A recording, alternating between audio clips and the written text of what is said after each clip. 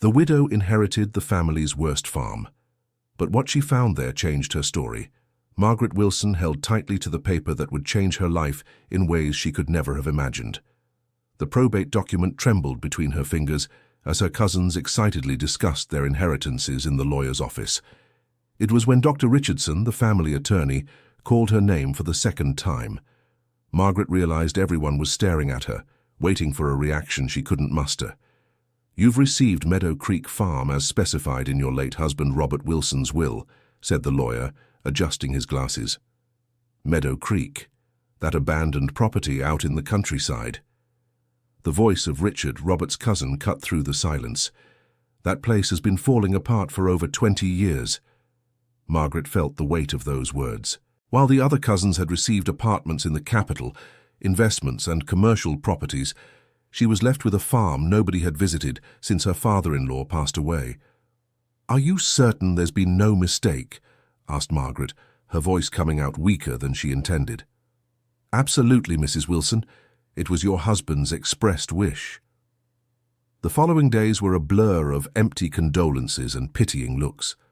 Margaret was still processing Robert's passing, which had happened so suddenly 3 months earlier. A heart problem nobody knew existed. One morning he was planning afternoon coffee. The next, she woke up beside a lifeless body. Richard appeared at her house 1 week after the probate. He brought flowers and a smile that tried to appear sincere. "Margaret, I came here as family. I know you're going through a difficult time," he began, sitting down uninvited. "That farm is a burden you don't need to carry. I'll make an offer.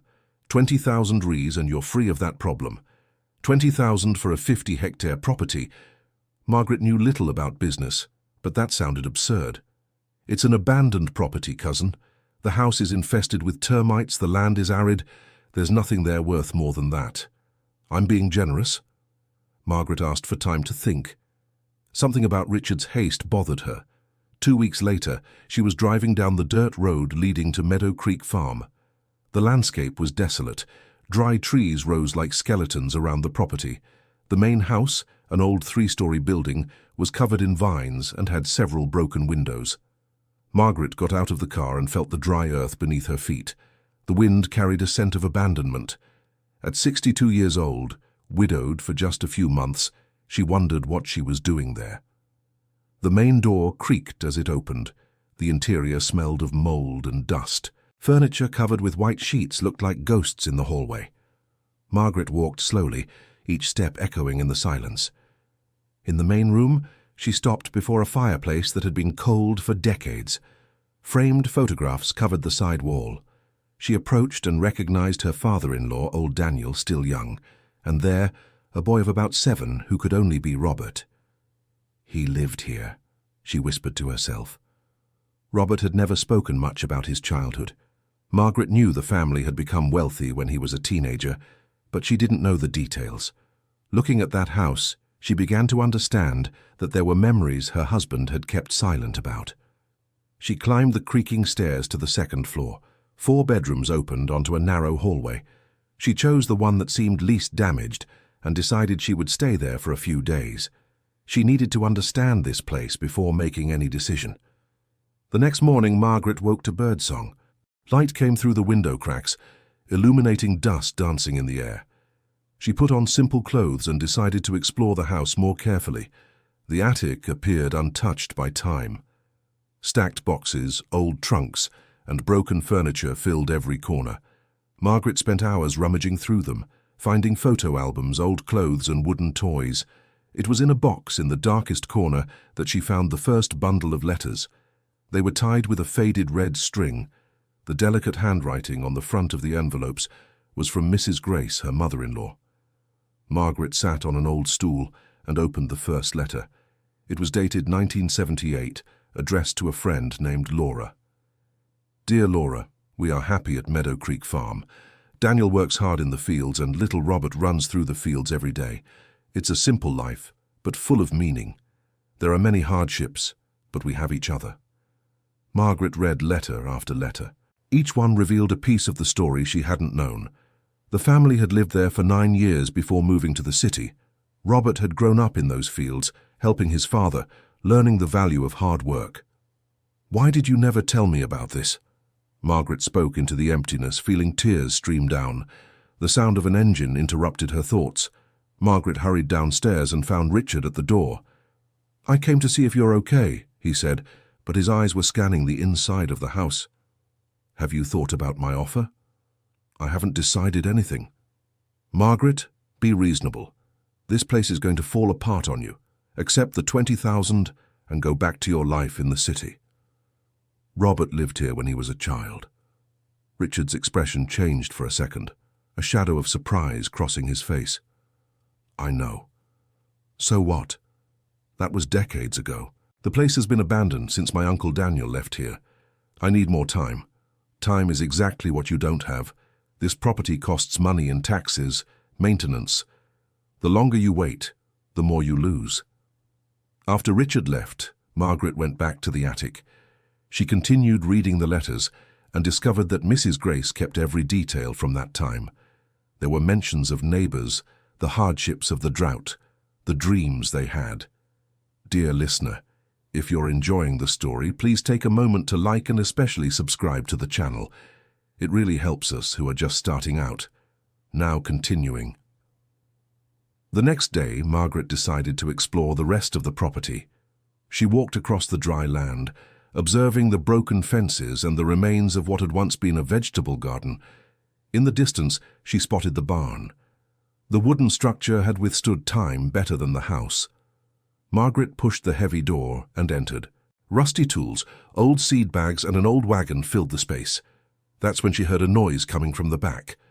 Is someone there? Margaret called out, her heart racing. A woman in her 50s emerged from the shadows, holding a broom. She wore simple clothes and had a face marked by the sun. Sorry if I startled you, ma'am, the woman said in a calm voice. My name is Lucy. I take care of this place. Take care? Margaret approached. I didn't know anyone was looking after the farm. Lucy seemed to hesitate, gripping the broom handle. Mr. Robert hired me 5 years ago. It's nothing official, you know. He paid me to come here once a week, clean the barn, check that everything was okay. He said that one day the farm would come back to life. Margaret sat on a crate, processing that information. Did Robert come here? Every year, on his birthday. He'd spend the whole day, walk around the property, go into the house. Sometimes he'd bring tools and fix something. It seemed like he was preparing for something. He never told me anything. Lucy sat down next to Margaret. Mr. Robert was reserved, but he had a huge heart. When he met me, I was going through a very tough time. I had lost my job. My husband had left me with 3 kids to raise.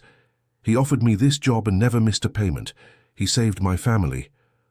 The two remained silent for a moment. Margaret felt that each discovery connected her more deeply with the man she had loved for 40 years. Is there anything else I should know? Asked Margaret. Lucy took a deep breath. Yes, there is. Mr. Robert kept things here in the barn. He said it was important, but only you could see when the right time came. Lucy led Margaret to a wooden wall at the back of the barn. She moved some loose boards, revealing a hidden space. Inside were well-sealed plastic boxes. Margaret opened the first box and found notebooks. She opened one and immediately recognized Robert's handwriting. The first page was dated 3 years earlier. Project Meadow Creek, a home for those in need. Margaret's heart raced as she turned the pages. Robert had described in detail a plan to transform the farm into a shelter for elderly people in vulnerable situations. There were blueprints of the renovated house, budgets, supplier lists, financial calculations. He had been planning this for years, whispered Margaret. Mr. Robert always said this farm had a special purpose, Lucy told her, that it needed to shelter life again, to be a place of new beginnings. Margaret spent the rest of the day reading the notebooks. Robert had researched everything, from structural renovations to activity programs for future residents. There was even a list of people from the area who could benefit from the project. When the sun began to set, Lucy said goodbye. If you need help with anything, you can call me. I live 2 kilometers from here, at the entrance to the Dry Creek settlement. That night, Margaret could hardly sleep. The day's revelations swirled in her mind. Robert not only knew that farm, he loved it. And more than that, he had a dream for it. The next morning, Richard appeared again. This time he wasn't alone. He had brought a man in a suit who introduced himself as a real estate agent. "Margaret, I brought Mark to do a professional appraisal of the property," said Richard. "He'll confirm that 20,000 is more than fair." "No appraisal needed. I'm not selling." Richard forced a laugh. "Don't be foolish. What are you going to do with this ruin?" "I'll figure it out." Richard's expression hardened. "You're making a mistake. This farm will suck up all your money and give you nothing in return." "It's a risk I'm willing to take." After they left, Margaret returned to the house. In the old kitchen, she noticed something she hadn't seen before. On the wall next to the window, there were height marks. She approached and read the names and dates carved in the faded paint. Robert, 6 years, 1972. Robert, 7 years, 1973.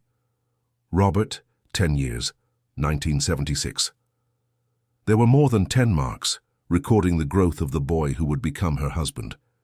Margaret touched each one, imagining Robert as a child there, full of dreams. That's when she heard a knock at the door. It was an elderly man with white hair and a kind face. "Good afternoon. My name is Samuel. I'm a neighbor from around here. I heard that Robert Wilson's widow is at the farm." Margaret invited him in and offered coffee. "Did you know my husband?" she asked. "I knew the boy and the man. I lived nearby when his family lived at Meadow Creek. Robert and my son were childhood friends.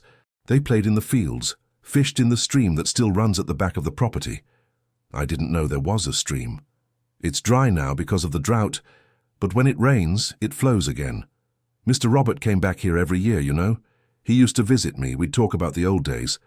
Margaret felt a pang in her chest. How many parts of Robert's life had she been unaware of?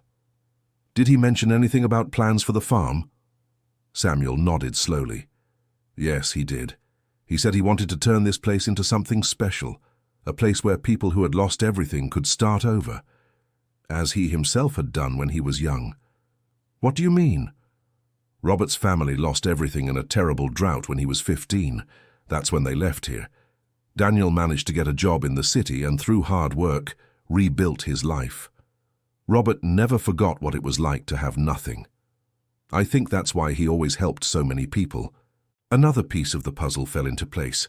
Margaret began to understand the man she had lived with for decades in a completely new way. "Samuel, do you know other people who were helped by Robert?" "I know several. Your husband was discreet, but we noticed things. There's Mrs. Martha, whose medical treatment he paid for when she got sick. Old John, who received help to open the auto repair shop. Lucy's family, whom he supported when they were in need." In the following days, Margaret met these people. Each had a story of how Robert had helped them in critical moments. He had never asked for recognition, never mentioned these actions at home. One afternoon, while organizing belongings in the room that had been Robert's as a child, Margaret found a small metal safe behind a loose board. The combination was written in one of the notebooks from the barn. Inside the safe were photographs, dozens of them. Robert at different moments in his life, always alongside people. There were captions on the back of each photo written by him. "Joseph, 2010, helped pay for his wife's surgery. She's doing well today." "Oliver family, 2015, donated the down payment for their house. They have a home now." "Charles, 2018, lent money for his son's treatment. He recovered." Photo after photo documented an entire life dedicated to helping others. Margaret cried, holding those images. How had she not noticed how much Robert did? Lucy returned at the end of the week and found Margaret determined. "I'm going to fulfill his dream," said Margaret. "I'm going to turn this farm into what Robert envisioned. But that will take a lot of money, people to help." "Then we'll find a way." Richard showed up 2 days later, but this time he was visibly angry. "I heard you're planning something crazy with the farm." "I'm going to create a shelter for the elderly." He laughed, but it was a bitter laugh. "With what money, Margaret? You barely have the means to support yourself." "I'll figure it out. You're being childish. Last chance, 30,000 raise for the property. It's more than it's worth, and you know it." "No." Richard stepped closer, his face red with anger. "You'll regret this. I'll sue you for mismanaging the inheritance. I'll prove you're squandering the family's assets." Do what you want, I won't change my mind." After he left, Margaret felt the weight of the situation. She didn't have the resources to renovate the farm. She could barely pay the property taxes. But something inside her refused to give up. That's when she remembered Dr. Richardson, the family lawyer. She called him and scheduled a meeting. In the lawyer's office 2 days later, Margaret explained her situation. "I want to carry out the project my husband had planned, but I don't have the resources." Dr. Richardson adjusted his glasses, thoughtful. "Mrs. Wilson, there's something in the will that I didn't mention because I didn't know if it would be relevant. But now I see it is." He opened a folder and took out a document. "Your husband established a special clause. If Meadow Creek Farm were used for a social shelter project, a partner foundation would release funds to make the renovation and initial maintenance of the center possible." Margaret felt her heart race. "What do you mean?" "Robert made an agreement with the New Hope Foundation, an institution that supports social projects. He donated a significant amount to them over the years. In return, they committed to funding the farm project if you decided to go ahead with it." "Why didn't you tell me this before?" "Because your husband was very clear. You could only know if you decided on your own to transform the farm. He wanted the choice to come from you, not from the promise of money." Margaret fell silent, processing. Even after passing, Robert was still taking care of her, still guiding her steps. "How much will the foundation provide?" 200,000 raise for the initial renovation, plus a monthly support for operational expenses for the first 3 years. It was more than Margaret had dared to dream. She returned to the farm with her heart full of hope. Lucy was there, cleaning the barn as she always did. "I did it," said Margaret, unable to hold back her smile. "We secured the resources to carry out the project." Lucy hugged her, and the two cried together. Dear listener, if you're enjoying the story, please take a moment to like and especially subscribe to the channel. It really helps us who are just starting out, now continuing. In the following days, Margaret immersed herself in planning. She used Robert's notebooks as a guide, but also added her own ideas. She hired an engineer to assess the house's structure and an architect to adapt the rooms. That's when Richard showed up with a lawyer by his side. "Margaret, this is Dr. Fields. He will legally challenge your ability to manage the inheritance." "On what grounds?" Margaret remained calm. "You're using family resources for a project that isn't viable. That's irresponsible." Dr. Richardson, whom Margaret had preemptively called, appeared at the door. "Actually, Richard, Mrs. Wilson is following exactly the guidelines set by the late Robert Wilson, and the project has financial backing from a reputable institution. There's no basis for a legal challenge." Richard paled. "Which institution?" "That's none of your concern," replied Margaret, "but rest assured that everything is being done legally and responsibly." Richard's two lawyers whispered among themselves and then withdrew. Richard stood there, visibly upset. "Why do you want this farm so much?" asked Margaret, looking him in the eye. "I don't want the farm. I want to protect you from a mistake." "I don't believe that. You increased your offer too quickly. You're desperate to get me out of here." "Why?" Richard didn't answer and left. That night Samuel came to visit Margaret. He brought a cake his wife had made. "I heard you're really going ahead with Robert's project. The community is excited." "The community knows." "Of course. Good news spreads fast. There are lots of people wanting to help." And it was true. The next day 5 people showed up offering volunteer work: a retired bricklayer, 2 women who volunteered to clean the house, a carpenter, and an electrician. "We don't have much," said the bricklayer, a man of about 70 named Joshua. "But we have time and the will to help.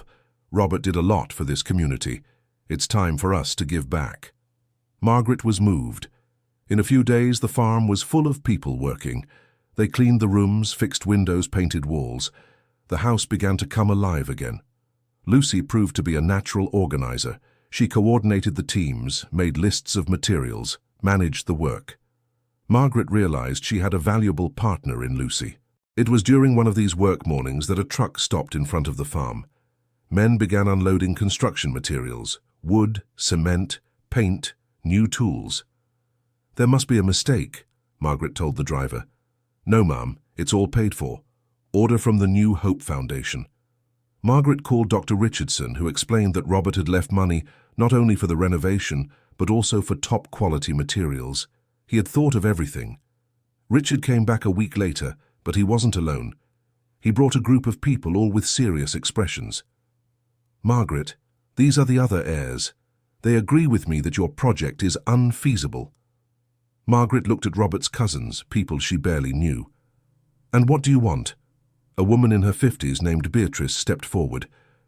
We want you to be sensible, sell the farm, take the money, and live peacefully.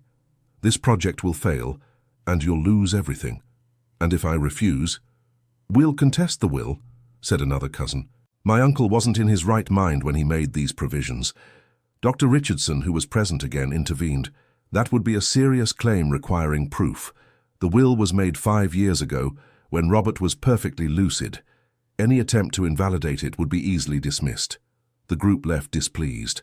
Margaret realized she was in a bigger battle than she had imagined. That night, talking with Lucy, Margaret vented. I don't understand why they're doing this.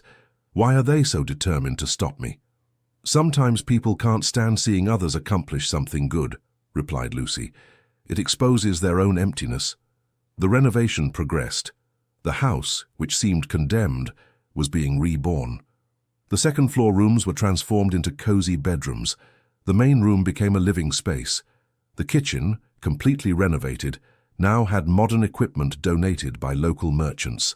But the real miracle happened when Joshua, the bricklayer, was working at the back of the property. He was digging to repair the barn's foundation when his shovel hit something hard. "Mrs. Margaret!" he shouted. "Come see this!" Margaret ran over. Joshua had discovered old pipes. "This here is a spring," he said, his eyes shining. "And by the looks of it, there's a lot of water." They called Samuel, who knew every inch of that region. "I knew there was a spring on this land," he said. "I just didn't know exactly where. This can supply water for the entire farm.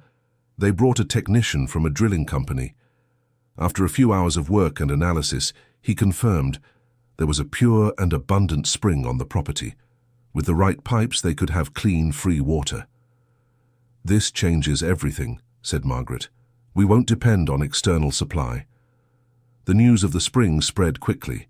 Richard appeared the next day, visibly shaken. "You should have told me there was water on the property," he accused her.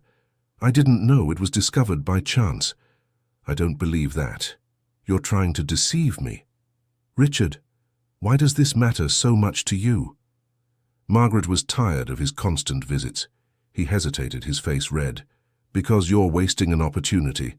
This land with water is worth a lot of money. It could be sold to a bottling company. It could be subdivided. And what do you want to do? A nursing home for poor old people?" The truth finally came out. Richard had seen the farm as a profitable investment from the start. "It's not a nursing home. It's a home for people who need dignity, and it's not for sale." "You're a fool, you always were. Robert married you out of pity, you know. You were a secretary with no future, and he needed a wife to impress his partners." The words hurt, but Margaret didn't let herself be shaken. "If you really believe that, then you didn't know Robert. He was incapable of doing something like that." Richard tried one more tactic. In the following days, he began spreading rumors around town. He said that Margaret was being deceived by Lucy, that the project was a sham, that she was squandering the family's assets. Some people believed it. There were those who stopped greeting Margaret on the street, but most knew the truth. The people who knew Robert, who had been helped by him, defended Margaret. That's when something unexpected happened. A group of 15 elderly people showed up at the farm. They were people Robert had helped over the years who now lived alone, some in precarious situations. "Mrs. Margaret," said a woman of about 70 named Hope. "We heard about the project and want to help. We don't have money, but we have determination." Margaret was speechless. "You don't need to do anything. The center is being built precisely to welcome people like you. That's exactly why we want to help," said an older man named Sebastian. "Robert taught us that we receive by giving. We want to be part of this from the start." And so, the group of seniors joined the volunteer effort. They cleaned, organized, painted what they could. More than that, they filled the farm with life. Conversations, laughter, stories. Meadow Creek Farm was being reborn not just in structure, but in spirit.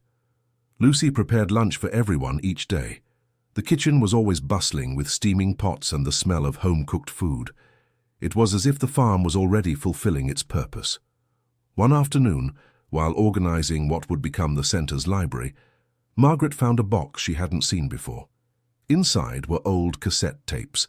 Curious, she looked for a device to play them. Samuel had a tape player stored away. Margaret put in the first tape and nearly fainted upon hearing Robert's voice. "Margaret, my love, if you're hearing this, it means I'm gone and you're at Meadow Creek Farm. I know you must be confused, maybe even hurt that I never told you about this place, about these plans. Forgive me for that." Margaret sat down, tears streaming. "This farm is where it all began for me. It was here that I learned the value of simplicity, community, and honest work. When my family lost everything and had to leave, I swore I'd come back one day and make this place something special." Robert's voice continued, calm and full of emotion. "I married you because I loved you, Margaret. Every day by your side was a blessing. But I had a flaw. I kept too much to myself. I didn't tell you about the farm because I was afraid you'd think it was foolish, that you wouldn't understand. Now I see I was wrong. You always understood me better than I did myself." Margaret sobbed, clutching the player to her chest.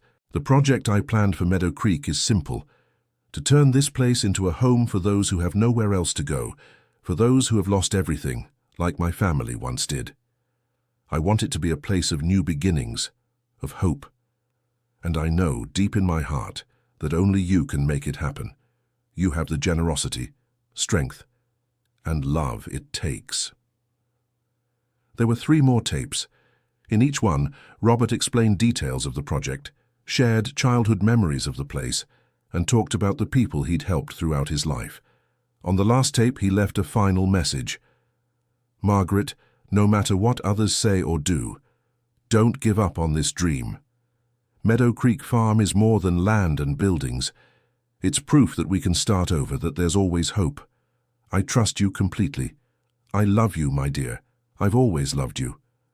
Margaret called Lucy, and together they listened to the tapes again. Both cried, but they were tears of renewed determination. "He trusted you," said Lucy. "We can't let him down." "We won't." Dear listener, if you're enjoying the story, please take a moment to like the video and especially subscribe to the channel. It really helps us who are just starting out. Now, continuing, Richard made one last attempt to stop Margaret. He showed up with documents claiming there were irregularities with the land. That part of the property was in a protected environmental area and couldn't be used. Dr. Richardson analyzed the documents and found they were forged. He confronted Richard in front of witnesses, threatening to sue for fraud. "Why are you doing this?" asked Margaret, genuinely confused. "What do you gain by stopping this project?" Richard finally broke down. He sat on a log near the house, his face in his hands. "I wanted to buy the farm because a real estate development company offered me 2 million reais for the land. With the water spring, it's worth even more. I'm in debt, Margaret. I made terrible investments. I need this money." The truth was even more petty than Margaret had imagined. "So you were going to destroy your own cousin's dream for money?" Robert was always the favorite. He was always the successful one, the generous one, the beloved one. "I got the leftovers. I thought I finally had a chance to do something big. At the expense of vulnerable people who need help."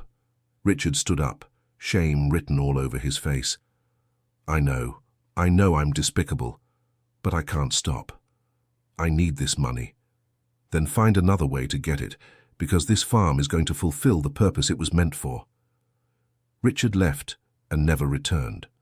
Margaret later learned that he had sold his own house to pay off his debts and moved to another state. The renovation was almost complete. The house shone with fresh paint, restored windows, and a repaired roof. The bedrooms were furnished simply but with care. The kitchen was equipped. The common room had comfortable sofas and a television donated by a local merchant. In the back, they built a community garden. Joshua and the other men made raised beds, perfect for the future residents to grow vegetables. The water spring was channeled, providing clean and abundant water for the entire property. Margaret decided to hold a simple opening ceremony. She invited the whole community, the people who helped, and the future residents. It was a sunny Saturday afternoon. Over 100 people showed up. They brought food, flowers, gifts. The farm was unrecognizable. Where there was once neglect, now there was life and color. Samuel gave an emotional speech about Robert, about how he always dreamed of giving back to the community that welcomed him as a child. Lucy spoke about the importance of places like that, where dignity and respect were offered without distinction. When it was Margaret's turn to speak, she climbed onto the small makeshift stage and looked at all those people. "My husband, Robert, left me the greatest legacy anyone could receive. It wasn't money or property. It was a purpose. This farm, which many called a ruin, was actually a seed waiting to sprout." She took a deep breath, controlling her emotion. Robert believed that everyone deserves a second chance, a place to start over. And that's what Meadow Creek Farm will be from now on. A home for those in need, a community for those who are alone, a family for those who have lost theirs. The applause was intense. Margaret stepped down from the stage and was hugged by dozens of people. The first residents moved in the following week. There were 5 elderly people: Hope, Sebastian, Mrs. Martha, old John, and a lady named Benedetta, who lived alone in a house falling apart. Each received their own room, simple but welcoming. Lucy lived in a small annex they built, serving as the center's coordinator. Margaret went back and forth between the farm and her house in the city, but spent most of her time there. The routine established itself naturally. They woke up early, had breakfast together in the large kitchen. Each contributed what they could. Some took care of the garden, others helped in the kitchen. Some preferred to dedicate themselves to manual work like sewing and carpentry. The farm became self-sustaining in unexpected ways. The garden produced more vegetables than they could consume, and they began selling the surplus at the city market. Old John, who had a knack for mechanics, started repairing small appliances and tools for the neighbors, generating extra income. Mrs. Martha, who had been a teacher in her youth, began giving literacy classes to adults in the community.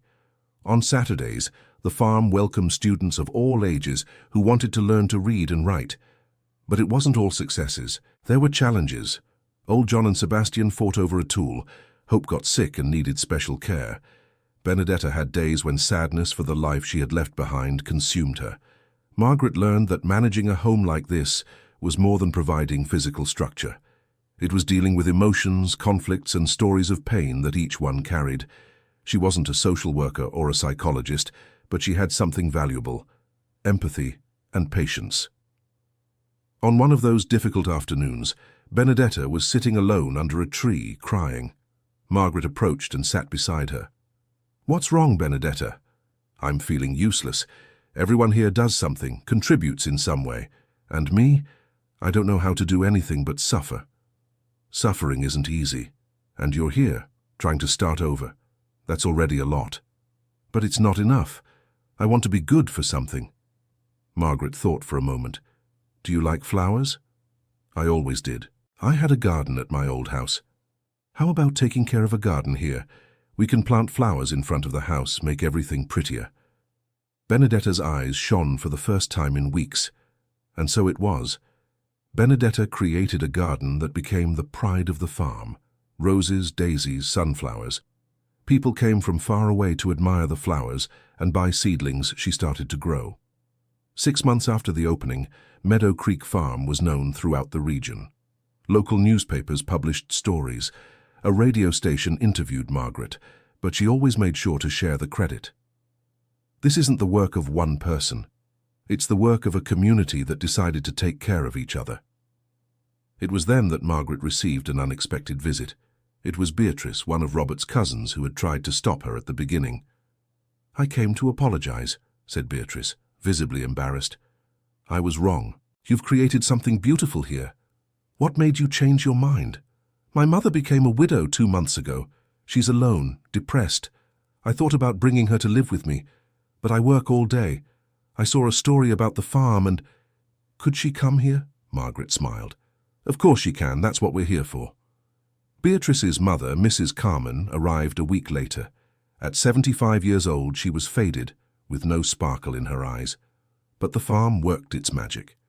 Within a few weeks, Carmen was helping in the kitchen, talking with the other residents, even laughing again. The New Hope Foundation made a follow-up visit. They were impressed with the results and offered funding to expand the project. "We could build more rooms, welcome more people," suggested the foundation's representative. Margaret gathered the residents to decide together. After all, they were the ones living there. "I think we should expand," said Hope. "There are so many people who need a place like this." "But we can't lose the family atmosphere," pondered Sebastian. "If it gets too big, it becomes an institution, loses the warmth." They decided on a middle ground. They would expand to accommodate up to 15 people, but maintain the family community model. The expansion took 4 months. They built a new wing with 5 more rooms. They renovated the barn, turning it into a workshop space where residents could develop craft activities. New residents arrived, each with their own story. There was Mr. Raymond, who had lost his wife and whose children didn't want to take care of him.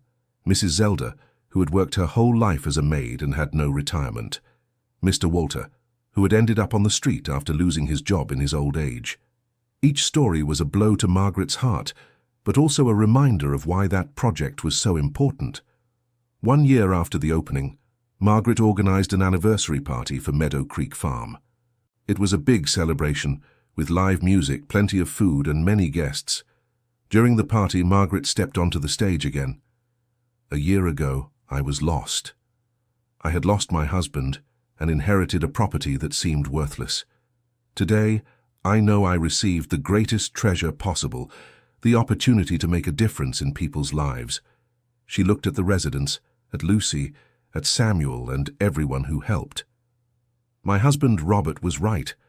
Meadow Creek Farm wasn't poor. It was rich in potential, in possibilities, in love. And all of us here proved that.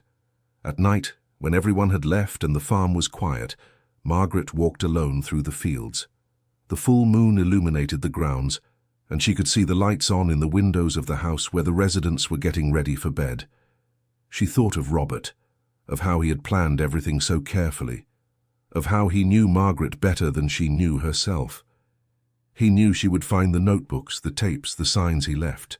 He knew she would have the strength needed to face the difficulties and carry the project forward.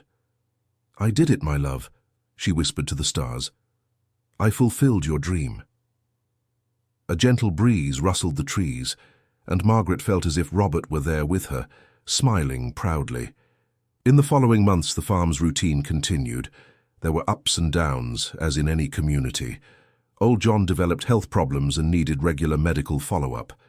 Margaret organized a transportation system to take him to appointments, and the other residents took turns accompanying him.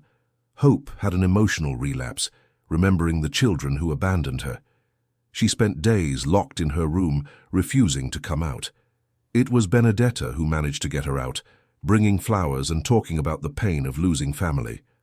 "The difference is that here we built a new family," said Benedetta. "It's not the one we were born into, but it's the one we chose." These words deeply touched all the residents. They were indeed a chosen family. Margaret also faced her own demons. There were nights when the loneliness of widowhood weighed too heavily. She would wake up in the middle of the night on the farm, missing Robert overwhelmingly. It was Lucy who found her crying in the kitchen one of those nights. "It hurt so much," Margaret confessed. "Sometimes I think I won't be able to go on without him." "But you are doing it. Look at everything you've built, everything you've accomplished. Robert lives through this project, through you." I wish he were here to see it. He is watching. I'm sure of it. The friendship between Margaret and Lucy deepened over time. They became more than work partners. They were confidants, sisters at heart. Lucy told Margaret about her own painful past, the husband who betrayed and abandoned her, the struggle to raise 3 children alone, the prejudices she faced.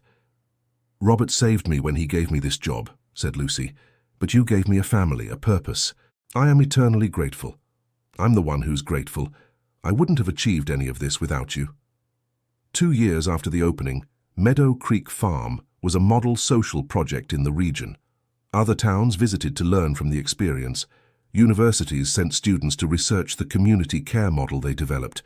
But Margaret always made sure to keep her feet on the ground. "We're not perfect. We have problems, conflicts, difficulties, but we have something many places have lost: humanity." It was then that they received a surprising proposal. A television network wanted to make a documentary about the farm. Margaret hesitated, afraid that the exposure would change the essence of the place. They gathered the residents to decide together. "It could help other places create similar projects," argued Mr. Walter. "But it could also turn this place into a circus," worried Mrs. Carman. After much discussion, they agreed with conditions. The documentary could not expose the residents' privacy without permission and had to show reality, not create a romanticized version. The filming crew spent 2 weeks at the farm. They captured the routine, the conversations, the moments of joy and also of difficulty. The result was an honest and touching documentary that was broadcast nationally. After the broadcast, the farm received hundreds of letters, some from people wanting to help, others from families wanting to send elderly relatives. There were even those who offered substantial donations. Margaret and Lucy had to establish clear criteria. They couldn't accept every request. They prioritized people in real vulnerability who had no other options. "It's not a hotel for the elderly whose families don't want to be bothered," Margaret said in an interview. "It's a home for those who truly have nowhere else to go." Among the letters, there was one that caught Margaret's attention. It was from Richard. "Margaret, I watched the documentary. I have no words to express my shame. You transformed what I saw only as money into something infinitely more valuable. Robert chose the right person. I hope one day I can redeem myself. Richard." Margaret kept the letter. Perhaps one day she could forgive Richard completely. For now, she moved forward with the work. The farm developed complementary programs. Mrs. Martha expanded the literacy classes, creating a small space for community education. Benedetta started giving gardening workshops for children in the community. Old John created a repair workshop where he taught young people from the area. Meadow Creek became more than a home for the elderly. It was a community center, a place for gathering, learning, and solidarity. But Margaret knew there were limits. She was no longer young, and managing all that required energy. She began to think about succession, about how to ensure the project would continue even when she could no longer be at the helm. Lucy was the obvious choice, but she had other ideas. "We should form a shared management," suggested Lucy. "Involve the residents themselves in decisions. Create a council. That way the project doesn't depend on 1 or 2 people." The idea was revolutionary, but made sense. They created the Meadow Creek Farm Council, composed of 3 residents, Lucy, Margaret, and 2 representatives from the external community. The council met monthly to discuss administrative matters, resolve conflicts, and plan for the future. It was a change that strengthened everyone's sense of belonging. 3 years after the inauguration, on Robert's birthday, Margaret organized a special ceremony. They planted a tree in his memory, right in the center of the property. "This tree will grow and provide shade for generations," said Margaret, moved, "just like Robert's legacy continues to grow and shelter people." Each resident, old and new, placed a handful of soil around the sapling. It was an oak, strong and resilient, chosen on purpose. Samuel, already quite elderly, insisted on participating in the ceremony. "Robert would be the happiest man in the world if he could see this," he said, his voice trembling. "He always knew this farm was special, and you proved him right, Margaret." That night, Margaret lay awake in her room at the farm. She looked out the window at the newly planted tree, illuminated by the moon. She thought about the entire journey, about how she had arrived there lost and grieving, not understanding why she had received that inheritance, about how each discovery had revealed layers of Robert's love and vision, about how she had faced Richard and the others who tried to stop her, about how the community had come together to make the dream a reality.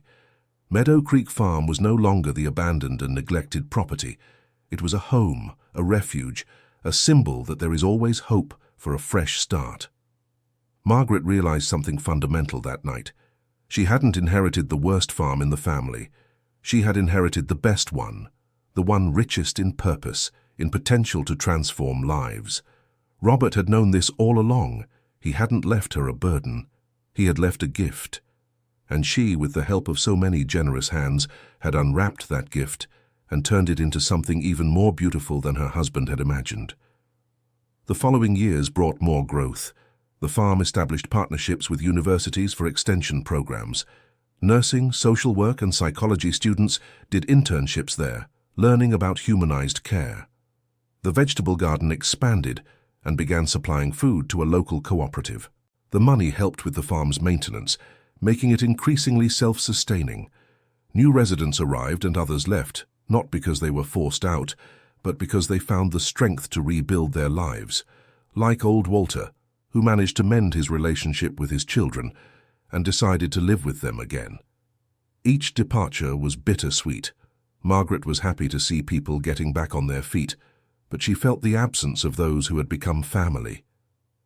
"It's the natural cycle," said Lucy. "We are here to support, not to hold on." Benedetta passed away at 83, sleeping peacefully in her room. It was the first moment of profound loss for the farm community. Everyone cried, but they also celebrated. Benedetta had spent her last years happy, surrounded by affection, tending to her beloved flowers. They buried her in the small-town cemetery. Her grave was covered with flowers from the garden she herself had cultivated. Margaret spoke at the funeral. Benedetta arrived here feeling useless. She departed leaving a legacy of beauty. She taught all of us that it's never too late to bloom. Benedetta's death brought reflections on the farm's purpose. It wasn't just about sheltering people, but allowing them to live with dignity until the end. "That's what Robert wanted," Margaret said to Lucy, "for people to have not just a roof, but a life worth living." Margaret turned 70 at the farm, surrounded by all the residents and friends. It was a simple party, but full of affection. Each person shared a story of how the farm had impacted their lives. "I was ready to give up," confessed old Raymond, who had been living there for 4 years. "I thought my life had no meaning after my wife passed, but here I found reasons to go on. I found friends, purpose, love." The words echoed what many felt. Meadow Creek Farm had become more than they expected. It was living proof that community, solidarity, and love could create miracles. But Margaret knew the challenges never ended. The farm needed constant repairs. Equipment broke down. Health issues arose with the older residents. There were always financial matters to resolve. The support from the New Hope Foundation continued, but Margaret worked to diversify the income sources.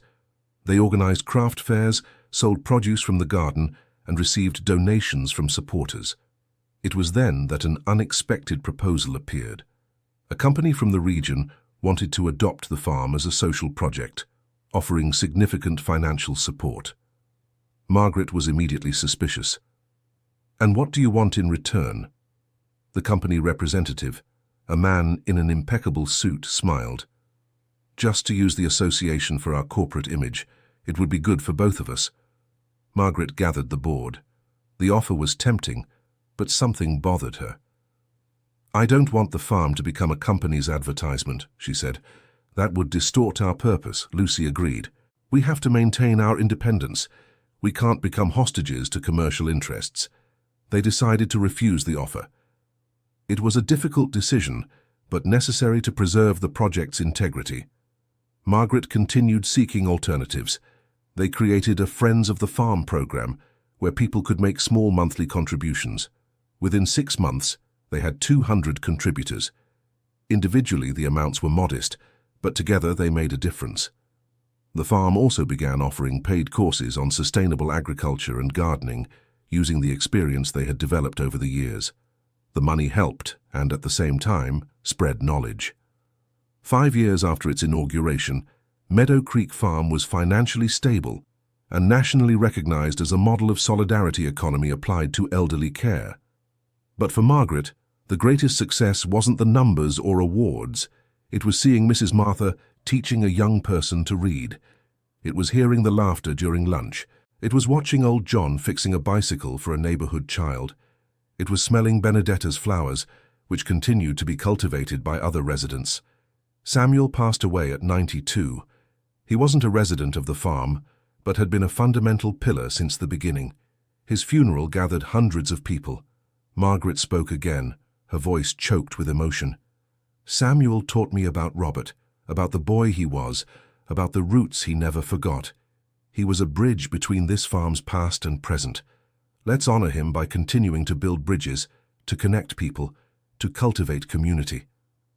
The farm created a small library in Samuel's memory. They filled the shelves with donated books and created a cozy reading space. It became many residents' favorite place on rainy afternoons. Margaret was aging. She felt the weight of the years, the fatigue that wouldn't go away with a night's sleep. But she didn't think about stopping. There was still so much to do, so many people to help. It was during a routine medical checkup that she received concerning news. The doctor detected a heart condition that would need monitoring. Nothing serious for now, the doctor assured. But you need to slow down, Mrs. Margaret. You can't overburden yourself. Margaret didn't tell anyone initially. She didn't want to worry them. But Lucy noticed something was different. What did the doctor say? She asked, without beating around the bush. Margaret sighed and told her everything. Then we need to think about the future, said Lucy, practical as always. You need to delegate more. Trust that the project will continue even without you being here every day. It was hard for Margaret to accept, but Lucy was right. She began passing more responsibilities to the board and to Lucy. She trained volunteers to take on administrative roles.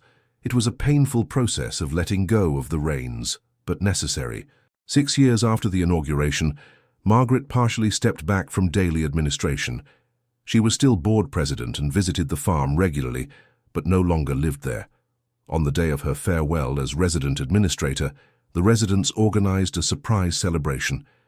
They decorated the entire house, prepared a banquet, and put on performances. Old John, now 85 but still active, gave a speech. Mrs. Margaret, you gave us more than a roof. You gave us dignity, family, hope. You proved that we're not disposable just because we've grown old, and for that, you'll always have a special place here. Margaret cried. They weren't tears of sadness, but of fulfillment. She had accomplished the mission Robert had entrusted to her. Lucy took over as main administrator. Under her management, the farm continued growing. They created intergenerational programs, bringing children from the community to interact with the elderly. They expanded vocational workshops. Margaret visited weekly. She sat with the residents, listened to their stories, advised when asked. But she didn't interfere in daily decisions. She had learned to trust. During one of these visits, 7 years after the opening, Margaret was sitting under the oak tree planted in memory of Robert. The tree had grown well, offering generous shade. A girl of about 8 approached. She was Mrs. Carman's granddaughter, who regularly visited her grandmother. "Are you Mrs. Margaret?" the girl asked. "Yes, I am. My grandmother talks about you a lot. She says you're an angel." Margaret smiled. "I'm no angel, dear. I'm just someone who was lucky enough to discover a hidden treasure." "What treasure?" "This place, these people, the love that exists here." The girl looked around, seeing the residents talking, laughing, living. "It's beautiful here," she said. "Yes, it is. And do you know why? Because it was built with love. Not with money or machines, but with real love." That simple conversation summed everything up for Margaret. That was what Meadow Creek Farm represented. Love turned into action. Dreams made reality. Community built brick by brick, hug by hug. The following years brought more changes. The farm received official recognition from the local government, which began referring people in vulnerable situations. They created welcoming protocols, established partnerships with local health centers, and formed an increasingly solid support network.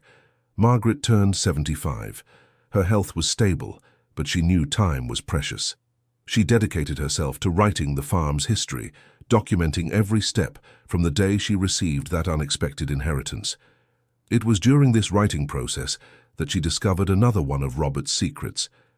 In one of the last boxes she hadn't fully opened yet, she found a sealed envelope with her name on it.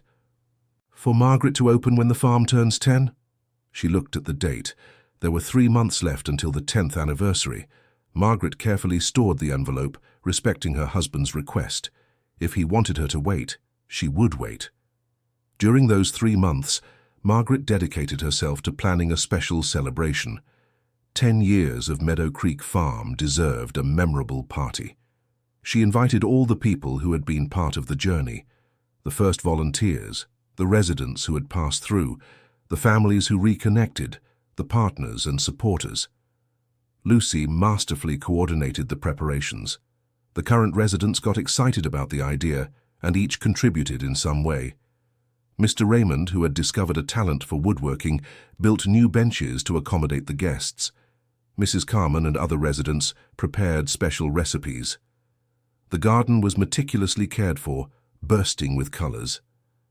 The night before the big day, Margaret could hardly sleep.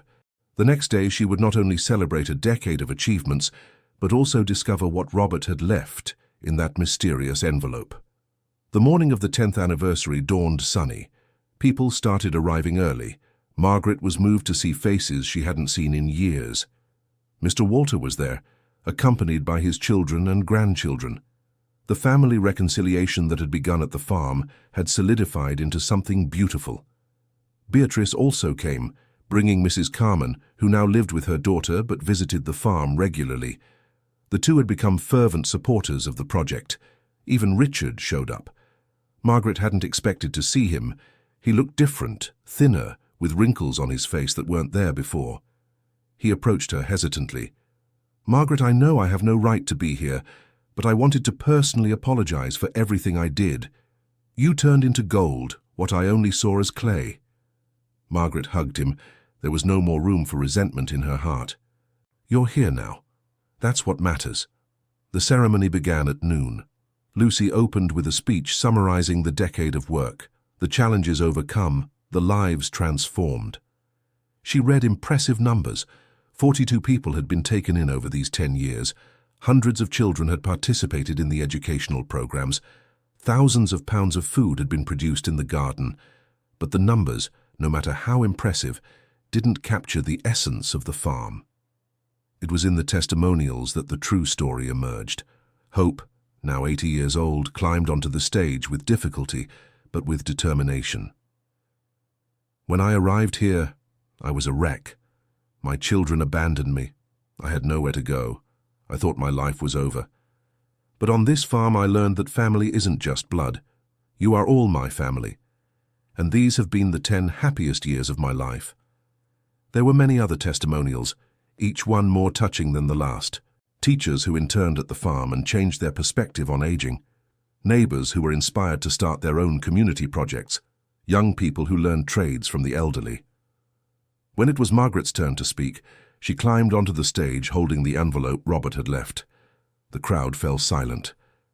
10 years ago, Margaret began, her voice steady despite the emotion, I was a lost widow who received what everyone thought was the worst possible inheritance, an abandoned, worthless farm that no one wanted. I myself doubted what Robert was thinking by leaving me this place. She paused, looking around at the transformed property. But my husband, even though he's no longer here, was the best teacher I could have had. He taught me that value isn't measured in money, that true wealth lies in purpose, in community, in love. This farm was always valuable. It just needed someone to see its true treasure. Margaret held up the envelope. Robert left this for me to be opened today 10 years later.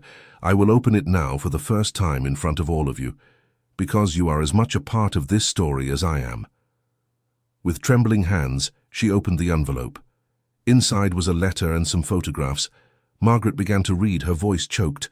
My beloved Margaret, if you are reading this, then 10 years have passed. 10 years in which you turned my dream into reality. I know you did, because I know you. I know your generous heart, your strength when you embrace a cause, your capacity to love.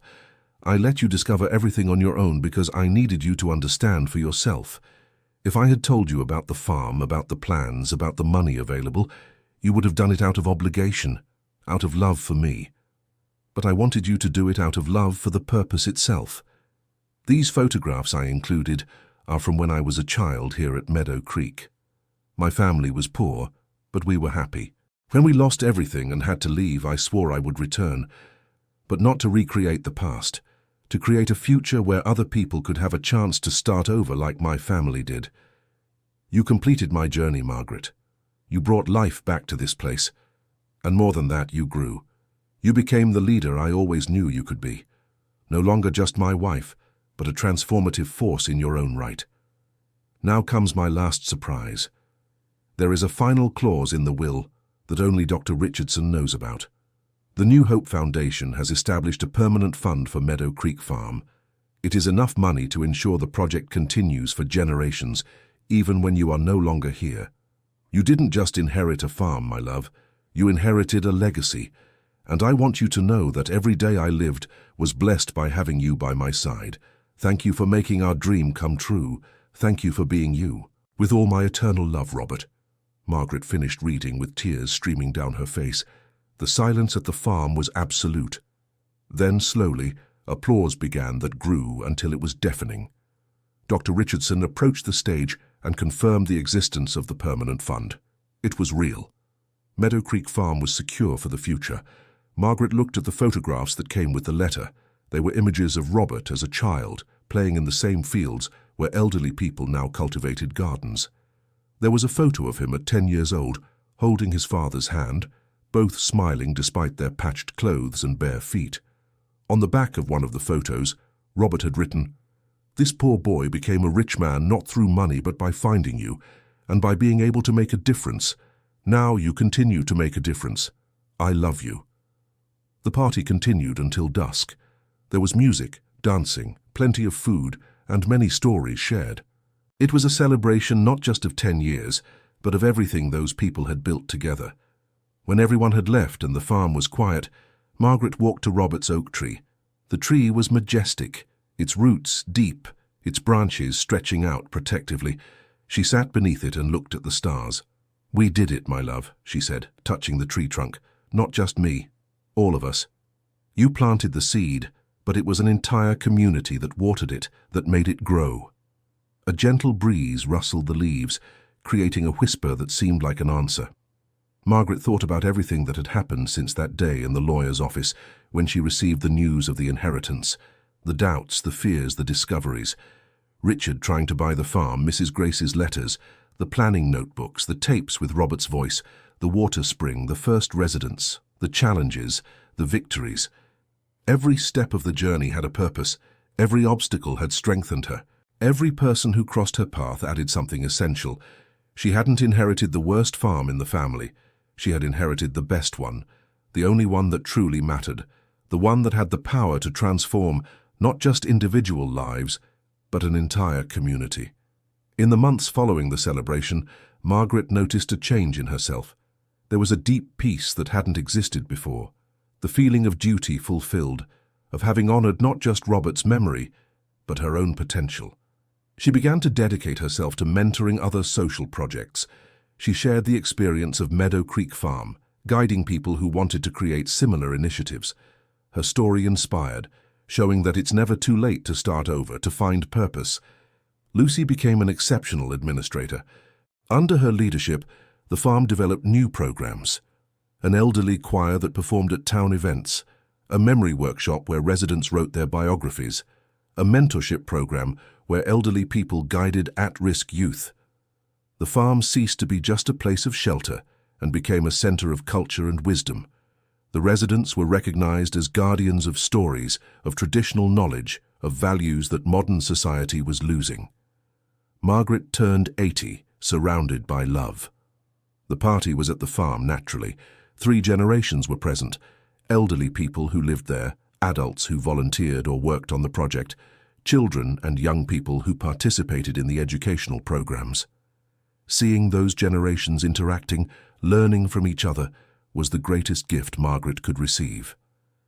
Mr. Raymond, now 90 years old, made an emotional toast. "Mrs. Margaret, you taught us that old age is not the end. It's transformation. Here we are not forgotten or discarded. We are valued, heard, loved. You gave us back our dignity, and for that you will always be our heroine." Margaret replied with a firm voice, despite her age. "I am not a heroine. Heroes are all of you, who faced losses, pains, rejections, and still chose to believe that better days would come. Heroes are the Lucys, the Samuels, the volunteers who dedicated time and energy to this dream. I just opened a door. You all walked through it with me. That night, back at home, Margaret reread all of Robert's letters. Each word took on new meaning now after everything she had experienced. She completely understood what he had tried to do, not just create a social project, but allow her to discover her own strength. Robert knew her deeply. He knew she had always put herself in the background, had always been the wife of, never the protagonist. By leaving the farm to her as an inheritance without explanations, by planting clues she would need to discover, he pushed her to the center of the stage. And Margaret shone. She became the leader she always had the potential to be. The following years passed with the serenity of someone who has fulfilled their mission. Margaret continued visiting the farm, but now more like a grandmother visiting the family gathering house. She no longer needed to manage, control, decide. She trusted Lucy and the board completely. It was on a quiet Sunday afternoon, 12 years after the farm's inauguration, that Margaret had a final revelation. She was sitting on her sofa at home, looking through photo albums, when she found a picture she didn't remember seeing before. It was a photo of her and Robert at their wedding, 42 years earlier. They were so young, so full of dreams. On the back, in Robert's handwriting, was written, "Today begins our greatest adventure. I love you, my life partner." Margaret smiled through tears. The adventure hadn't ended when Robert departed. It had continued, taking turns neither of them could have fully predicted. And what an adventure it had been.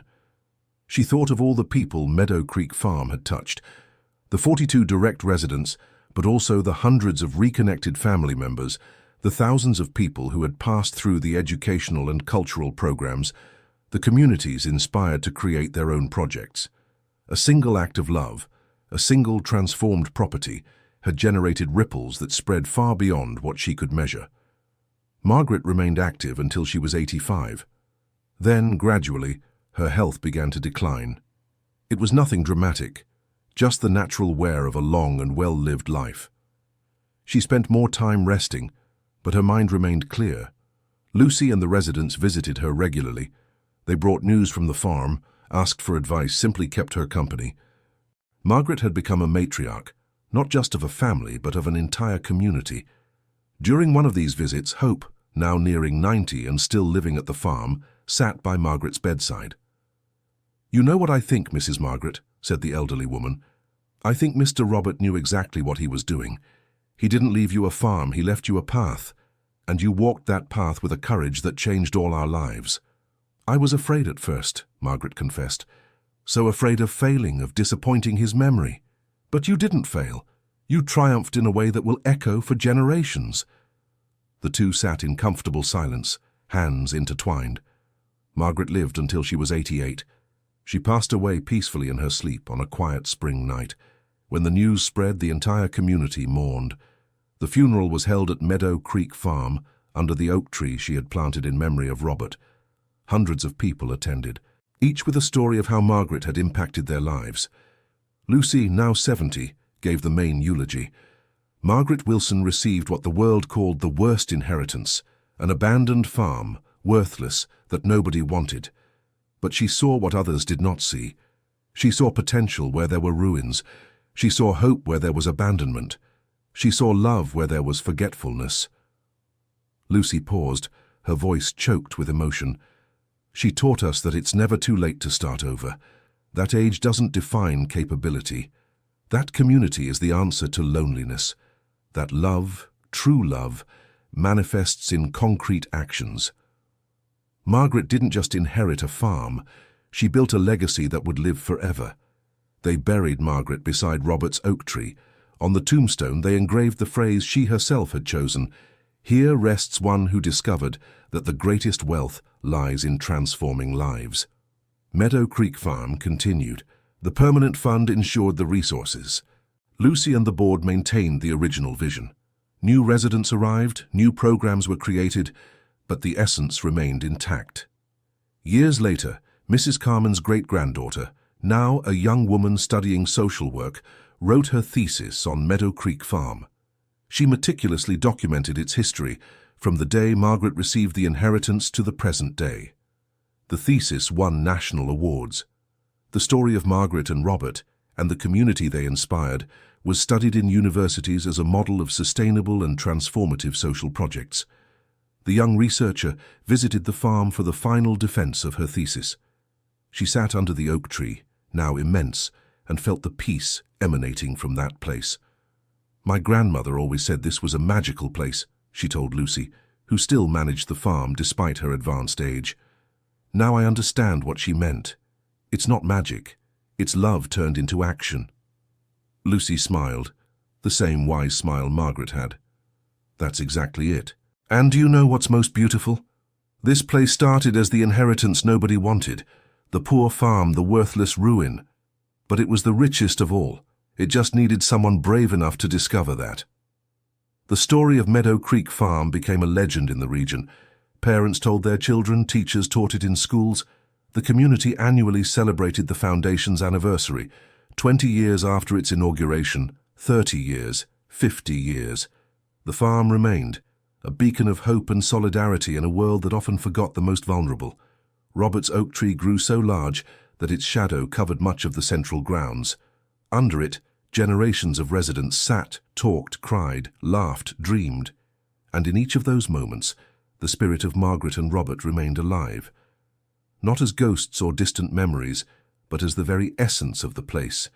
The love that built that project, that turned ruins into a home that proved it's never too late to start over.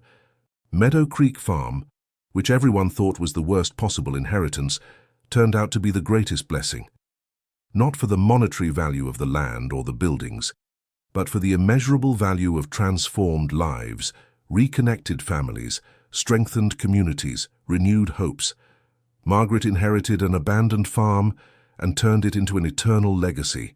She proved that true wealth isn't measured in money, but in shared love, fulfilled purpose, restored dignity. And so, the story that began with tears and doubts, with a lost widow and a despised property, became an epic of transformation, resilience, and unconditional love that would echo through generations. The family's worst farm turned out to be the best of all, not because it changed physically, but because it changed hearts. And in the end, isn't that what truly matters? End of story. So, dear listener, what did you think of Margaret's journey? Would you have had the same courage to believe in that abandoned place? Have you ever been in a situation where something that seemed bad turned into the greatest blessing? Share with us in the comments. We love reading your stories and experiences. And if you believe more people need to know this beautiful story of new beginnings and transformation, don't forget to leave your like and, most importantly, subscribe to the channel to follow other inspiring narratives we've prepared with so much care for you. Your presence here makes all the difference. Thank you so much for staying with us until the end.